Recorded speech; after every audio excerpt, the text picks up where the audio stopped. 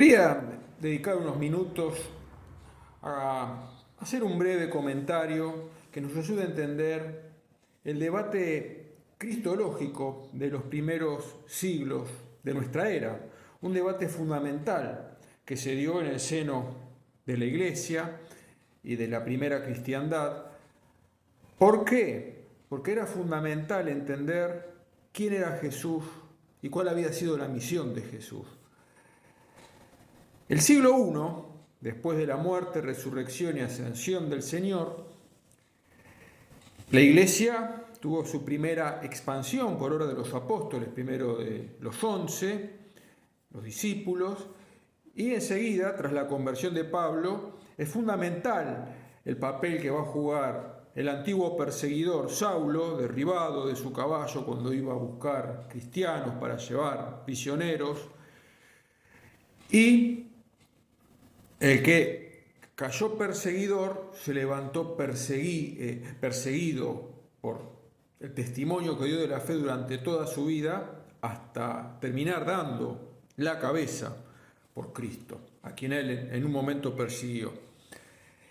Y cuando nosotros analizamos un poquito las cartas de San Pablo, nos vemos que el gran tema paulino es justamente mostrar el rol fundamental de Jesús en el plan de salvación.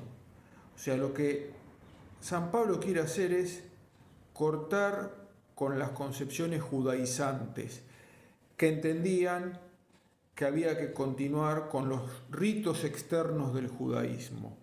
No, la gracia, la justificación, la salvación ya no nos vienen de la circuncisión o de prácticas ligadas al consumo de alimentos, sino que nos viene de la gracia que Cristo nos ganó con su muerte y resurrección. El misterio pascual incorporado en nuestras vidas. La muerte y resurrección de Cristo en nuestras vidas, en la que nos introducimos a través del bautismo. El bautismo es justamente eso, muerte al pecado y vida nueva, la vida de la gracia. En el siglo II, la Iglesia se va expandiendo por las principales ciudades del viejo Imperio Romano, sobre todo en las ciudades más bien del este del Mediterráneo todavía, la antigua Asia Menor, y hay una cultura muy fuerte, muy impregnada de neoplatonismo. Los filósofos de ese tiempo manejaban todas estas ideas, y eso pega en las comunidades cristianas y surgen distintas sectas, herejías, los gnósticos, ¿no? Que tenían una concepción muy lejana de lo que realmente era el misterio de Cristo. Ellos consideraban que la salvación del hombre venía por una iluminación interior, una apertura al misterio que se daba por esa iluminación, que algunos grupos selectos podían acceder a eso. Y bueno, para el común de los mortales que no tenían esas capacidades y esas luces, explicamos cuentos, historias, practicamos ritos, pero eso se aleja de lo que San Pablo y la primera comunidad cristiana habían enseñado, que la salvación del hombre no viene por ninguna iluminación que se da a ciertos grupos selectos, sino que todos estamos llamados a la salvación, y esa salvación se nos da incorporándonos al misterio de Cristo muerto y resucitado a través del bautismo, que nos incorpora a la vida de la Iglesia y que vamos renovando en cada Eucaristía. Eso es lo que se vivía en las primeras comunidades cristianas. El siglo III fue un siglo de duras persecuciones, pero donde los cristianos fieles dieron testimonio de su fe en Cristo muerto y resucitado, y esperando la resurrección dieron también su vida, los mártires, sobre todo en los tiempos de Diocleciano, en el último cuarto del siglo III, y al comenzar el siglo IV cesan las persecuciones por obra del emperador Constantino, y ese gran triunfo de la Iglesia. La Iglesia va a ir transformando el imperio desde dentro, el imperio se va a hacer cristiano, pero surgen otras disputas. Había que explicar quién era Cristo, qué era el misterio trinitario, un Padre, un Hijo, un Espíritu Santo, cómo el Hijo estaba presente en Jesús. Bueno, entonces el siglo IV vio surgir un gran debate acerca de la segunda persona de la Trinidad, el Verbo eterno, el Logos, el Hijo. ¿Es igual al Padre? ¿Es una criatura del Padre? Bueno, ahí surge una herejía racionalista que buscaba racionalizar el misterio de Dios y decir, bueno, no, es una gran criatura el Logos, pero no es de la misma naturaleza del Padre. Y ahí estuvo San Atanasio, que tuvo que defender la fe ortodoxa y sostener que el Verbo eterno es igual al Padre, engendrado por el Padre de la misma naturaleza que el Padre, y que junto con el Padre y el Espíritu Santo forman un único Dios.